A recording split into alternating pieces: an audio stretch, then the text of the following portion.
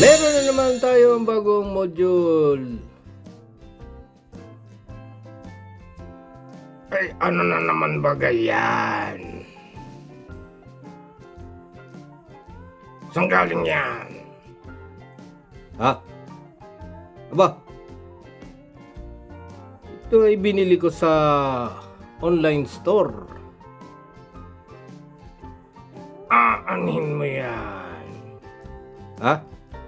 Aba, Ano ba yan? ito ay LED matrix 8x8. LED dot matrix 8x8. Meron siyang segment. LED segment. Row. Ito row niya, row. Horizontal row. Vertical column. Siya ay may LED. Ay, ano naman kung meron? Ang gagawin mo dyan? Ha? Ay, pailawin natin itong mga LED ito. Isa-isa.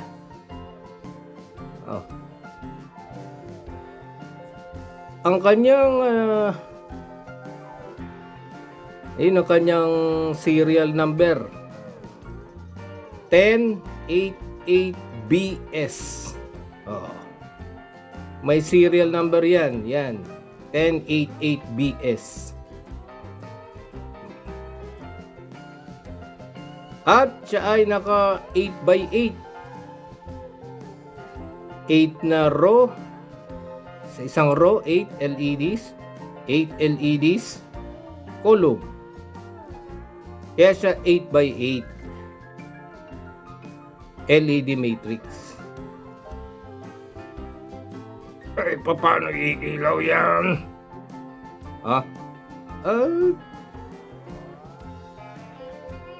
Gagamitan natin ng isa pang gadget. Siyempre, Arduino Uno Microcontroller. Ito.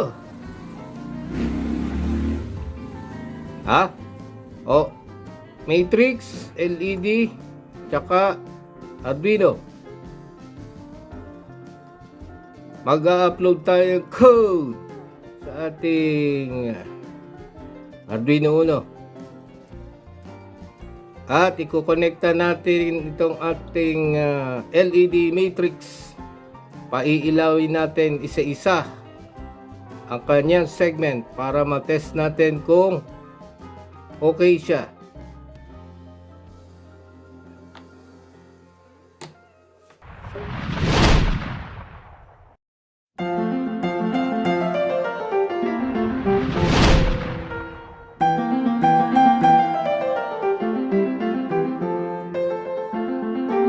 We have now the figure 1, the schematic diagram of LED dot matrix. We are using the 1088BS, and this is the actual module 1088BS. So you can see here 8x8. So this is 8x8 because we have 8 LEDs downward and 8 LEDs to the right. And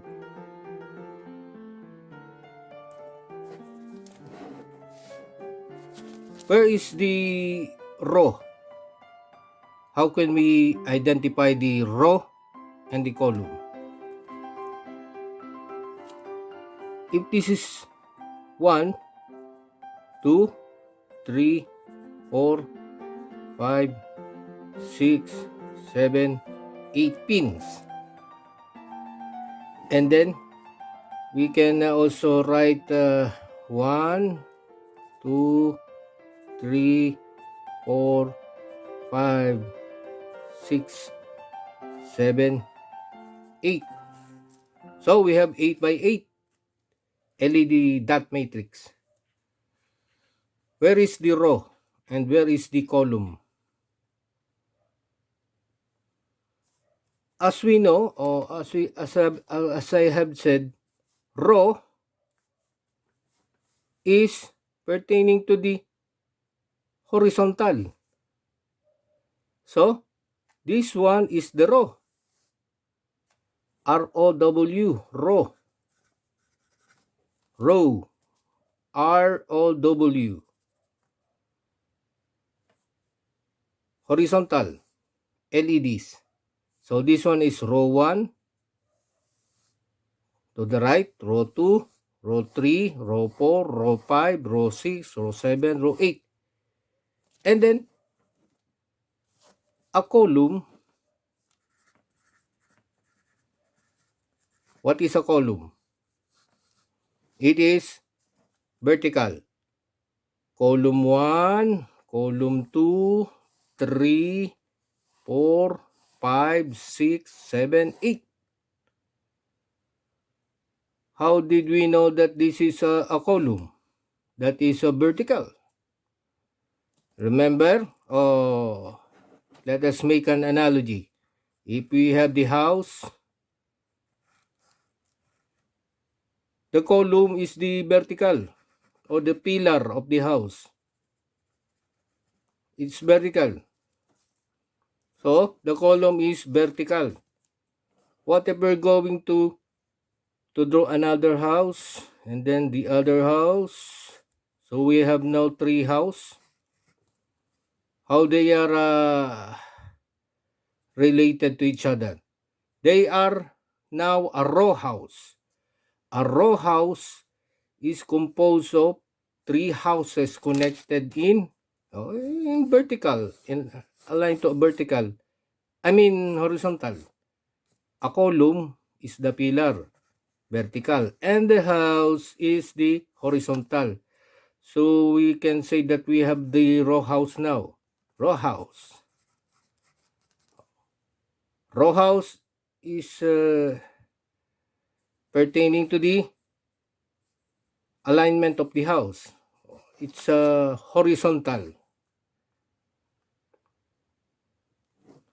So here, you can see the column 1, which is vertical, is they are connected with the same, all the cathode are connected to each other, or they are connected all together with the column. It means that our cathode, since our LED matrix is composed of an LED, our cathode is, we call that as a common cathode. The cathode is common. All cathodes are connected to each other and it is common cathode. Cathode, cathode, cathode, cathode, cathode, cathode, cathode, cathode. And what happened to the anode? Anode is not, the anode pertaining to the row is not common. It has its own connection. So if we're going to turn on this, this is the reference for this diagram. The serial number must be somewhere here. This is the serial number located here.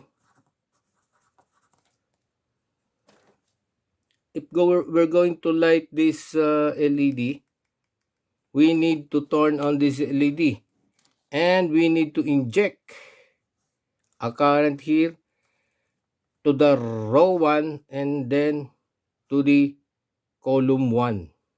If we're going to light this LED, we need to inject a current here and then to the column 1, row 2, and then to the column 2. We need to the code, we need to, in the code, we need to make it a low level, low. It means grounded. So that and make the raw a high signal. We need a high signal here so that LED will turn on continuously. Okay? What if we're going to light this LED? We need to code this column port to a low level. We need to code that to a low level, and then what now? We're going to make the other LED to make it a low. To make it low, and whatever LED we need to turn on when we make it high, or just injecting current to the LED, and it will turn on for this particular LED. So you can able to select what kind of LED you're going to use or you're going to turn on, as long as you know the column and the row. Here the column one is common cathode. If you're going to turn on this LED one by one, we need to inject a high signal to the anode, and the cathode is low, depends on the code. High signal here, and then becomes low, high, low, high, low, high, low. If we need to turn on this to turn off,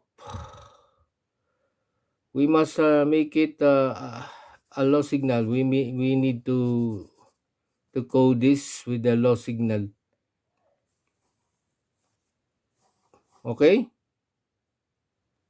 What happen if we're going to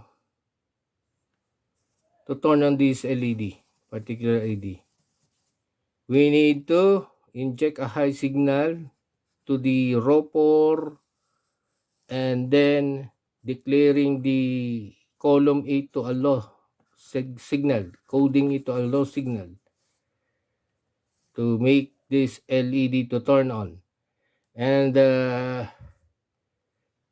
other anode, we must declare that as or we must code that as a low signal. We need to, and this pin number 4 only is the high signal. So it depends on the coding. We make this anode to a high signal, or in a column also a low and high signal.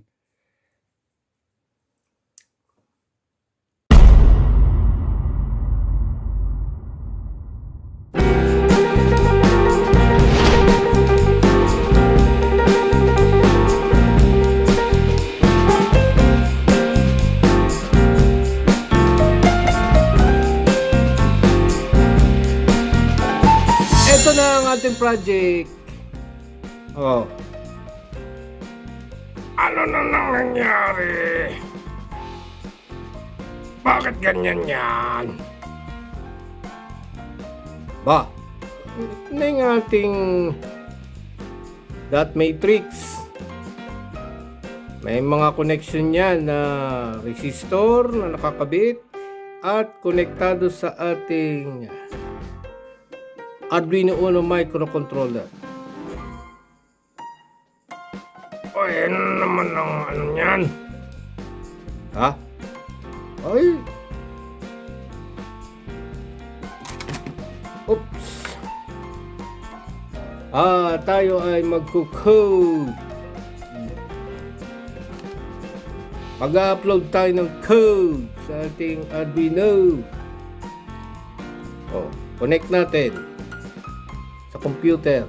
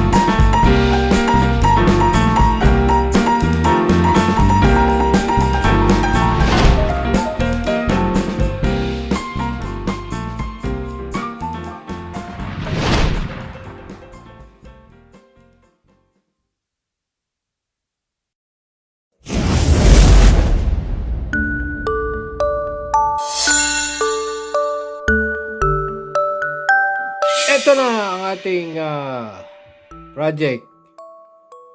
Tapos na tayong mag-coding. Patayin ang ilaw.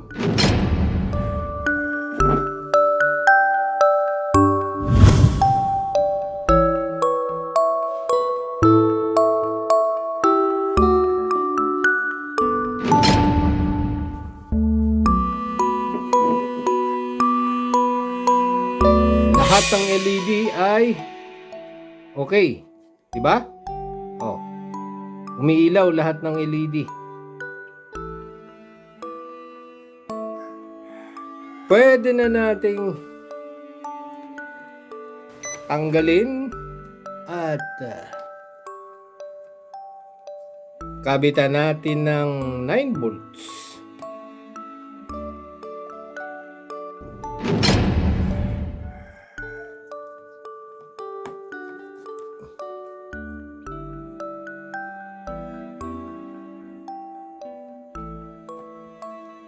Diba? Oh. Yung LED tumatakbo from right to left. Diba? Pwede rin ba yung from left to right? Sandali! Anong nangyari dyan? Ha? O ito, tinetest na natin.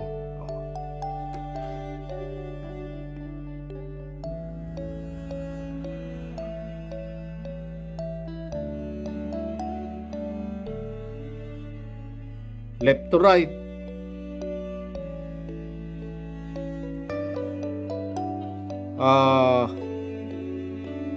Downward.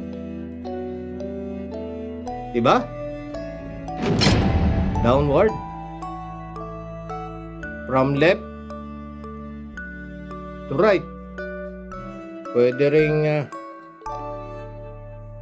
from right to left. Pwede ring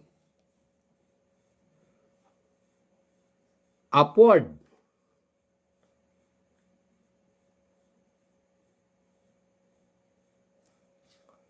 So, depende yan sa orientation. Depende kung anong gusto mong gawin. Pwede ring from left to right. Diba? Oh.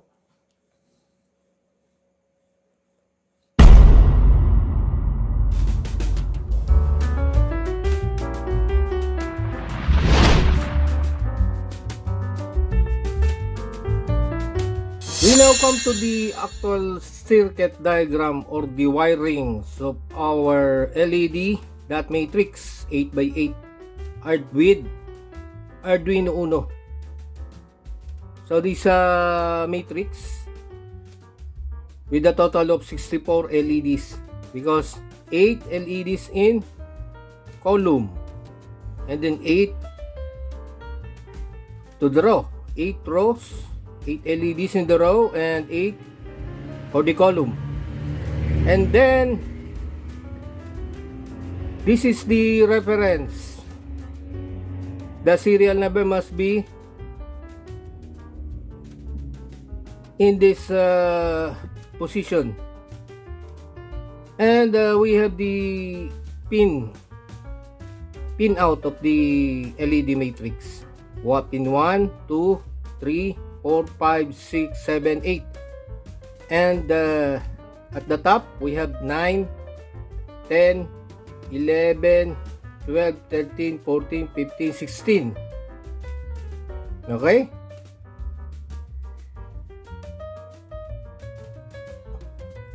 In order to turn on this LED, because we're going to turn on the LED one by one, going downward, one by one downward, from here, and then to the bottom, and then jumping here, and then to the bottom, one by one, downward. That is the characteristic of the LED lights. Using this position or this configuration, the serial number must be placed at the bottom, and then the pin out from 1 to 8, and then 9 to 10. This is now a pin out, not a column or row number. Pin out 9 to 16, and 1 to 8, left to right, right to left. So we're going to turn on this LED. We need to connect the pin number 9. This is the pin number 9 to the A, Arduino. 9 is the column. A is the Arduino connected to the pin number 10 of the Arduino. Pin number 10. And then we use a resistor. What is the value of the resistor? I use 5K. So that the LED is just having a nice light, or just enough light to see. There's it's not a bright light, just a dim light for the LED. By using just a 4K, a little dimmer light for the LED. So we need to use a resistor R1, which is equivalent to 5K, then to the Arduino 10, pin 10, and then 13 2, pin number 13 to the 2. Where's that? Pin number 13. Pin number 13 to the 2. Why is that? Why is it that pin number 13 is used? We can repair to the previous matrix, because here, if we're going to light this LED equivalent to here, we need to use a resistor here, which is this pin now is the pin number 9, and then the cathode is the pin number 13. So that's why here we have the pin number 9 to the Arduino, and then pin number 13 to the Arduino. So pin number 13 to be connected to the Arduino, and pin number 9 to be connected to the Arduino. So we need to use a resistor. Why we need to use a resistor? Because if we did not use the resistor, this all LEDs will burn out, or will damage. So to limit the current, we need to use the resistor for the pin number 9 in order to turn on this LED. And then the second one, in order to turn on this, must be pin number 14 to the Arduino 11. Somewhere here, pin number to number 11, and then the cathode is pin number 3 to the Arduino. Pin number 3 to the Arduino. Okay? So this one now is pin number 14. And this one is pin number 3, the row 13 3. So the sequence is 9 14 8 12 1 7 2 5, just like here. 9 14 8 12 1, 9 14 8 12 1 7 12 5, 7 12 5. And for the column, we're using 13 3 4. So this one is 13 3 4, and then 10 6 11, 10 6 11, 15 16, 15 and 16.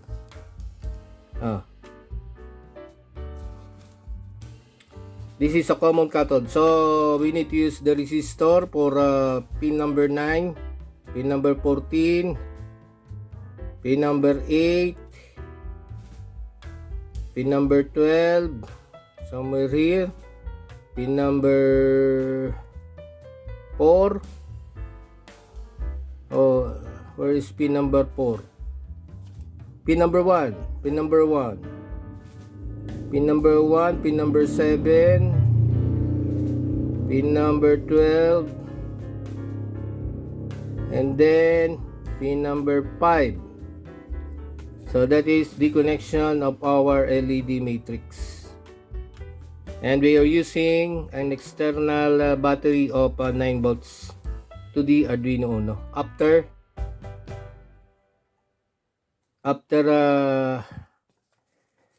uploading, after we finish uploading. So that is the connection. 9 to 10, 13 to 2. This one is column. This one is for the Arduino. This one is the row. And this one is for the Arduino. That is the connection.